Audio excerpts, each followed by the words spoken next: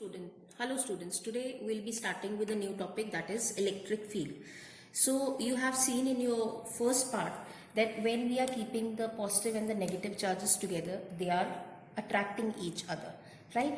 So this force of attraction is actually due to the interaction between the electric field lines created by these two charges. That means these charges, first the electric field was produced, then the force of interaction came into existence, right? So how do we define electric field? It is defined as the space around the charge up to which its force of attraction or repulsion could be felt by another charge. That means, let's say this is a charge here and it has some space around which, this is, I am drawing its field space, right? So if I bring a test charge, if suppose there is a charge here, let's say not the test charge I am taking, let's say I took another positive charge, this was a positive charge, and I took another positive charge, and the field of this charge, this Q charge, is only up to here. So this charge will not experience any force of attraction or repulsion. Only if I bring this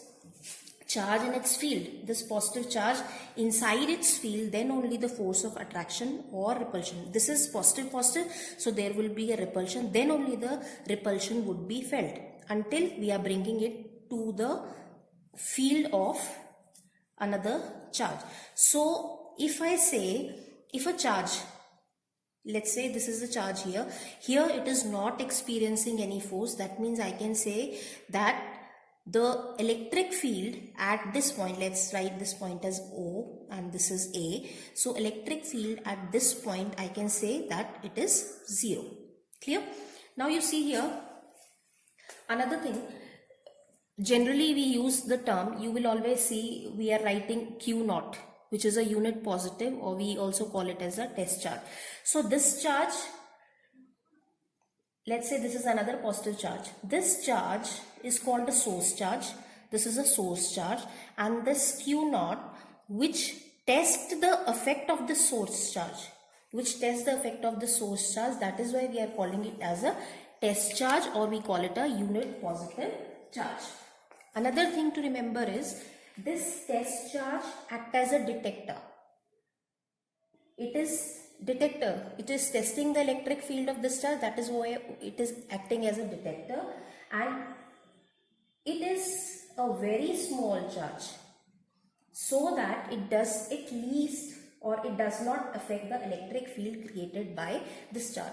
So this is your source charge and this is your test charge.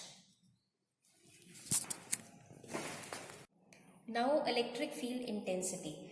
Electric field intensity is actually the strength of the electric field at that point, and if we define it, it is defined as a force experienced by a unit positive charge at that point. That means E is defined as force per unit your test charge, and if I put it a vector here, since force was your vector, so electric field also is a vector quantity, since charge is your scalar quantity. Clear?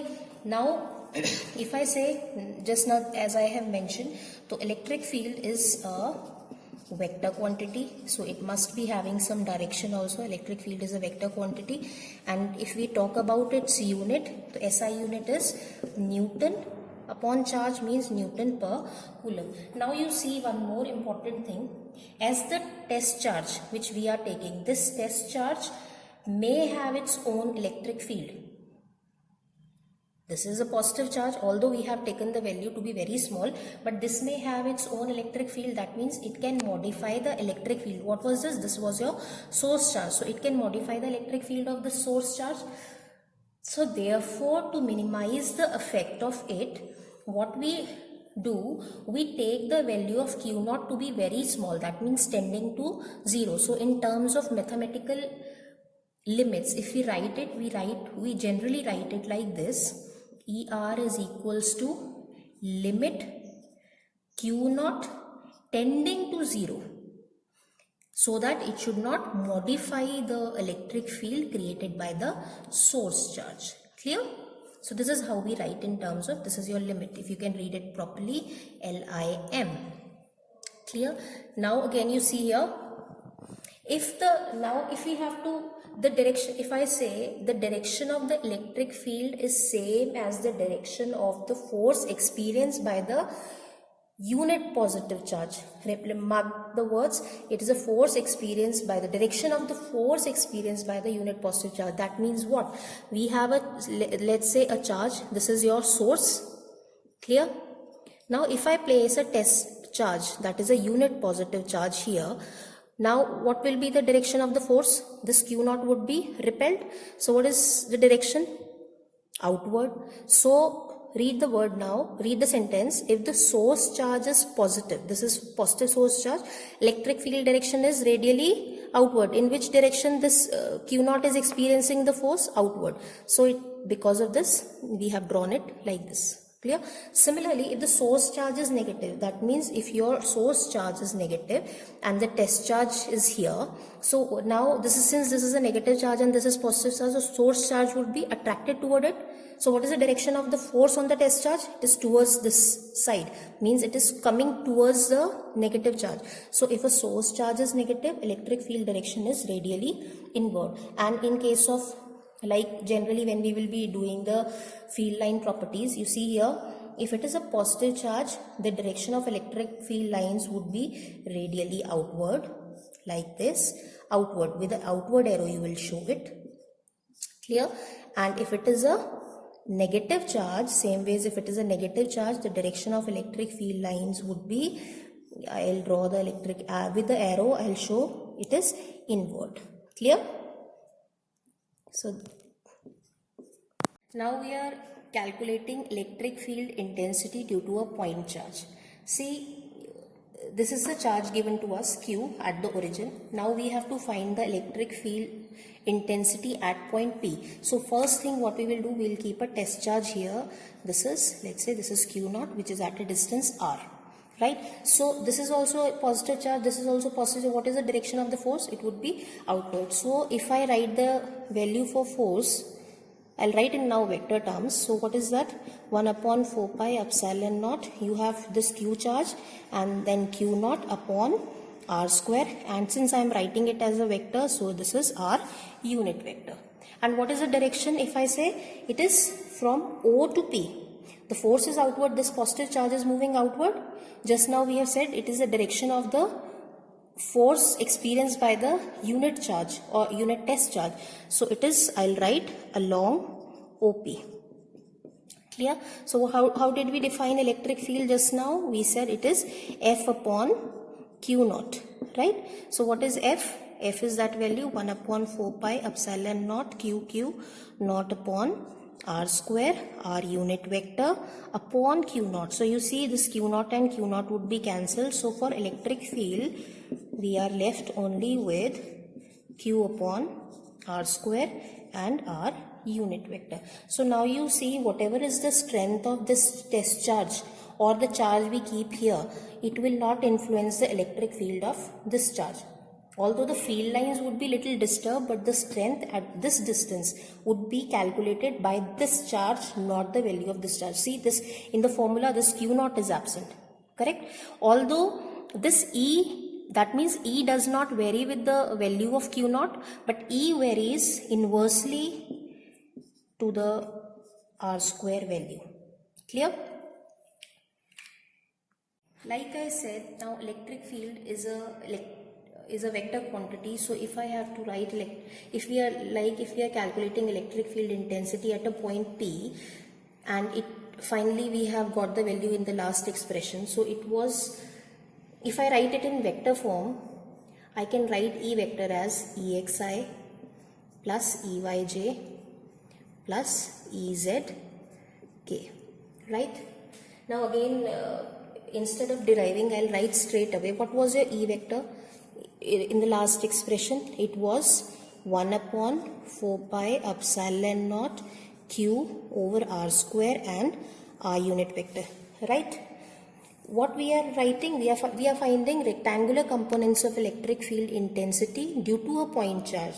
So what I'll do here, 1 upon 4 pi epsilon naught I'll write as such, Q also as such, R square also as such. How do I write R unit vector? What is unit vector? It is the r vector upon magnitude of the vector, r vector upon magnitude of vector. That means here it again one r would come, right? So what is r? How do we write r vector at point P? What are the components of this r vector? R vector, how do we write? Xi plus yj plus zk, right? And what about magnitude of r? This is magnitude of r. So what is magnitude of r?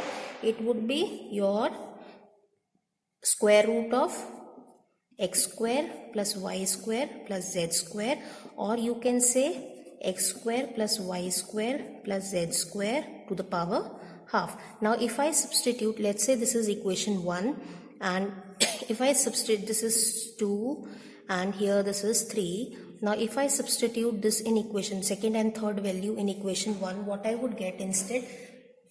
So we will get E vector is equal to 1 upon 4 pi epsilon naught q, what is r? Xi plus yj plus zk. Clear? Upon, here it is your, here is your r cube. So how will I write? What is the value of r? Magnitude of r? It is this, right? So what is r cube? It would be x square plus y square plus z square. It was cube now, so it is 3 by 2. Clear? Right? So if I compare here also, if instead of writing it as writing it like this, if I break it into component, so I have exi plus eyj plus ezk, right? And here I have 1 upon 4 pi epsilon naught q xi x square plus y square plus z square power 3 by 2.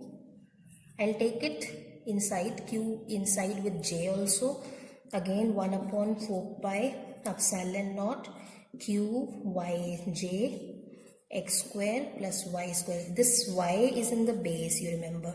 Here also in the base, z square power 3 by 2 plus 1 upon 4 pi epsilon naught q z k x square plus y square plus z square power 3 by 2. Now if I compare with the ex, so what is your ex?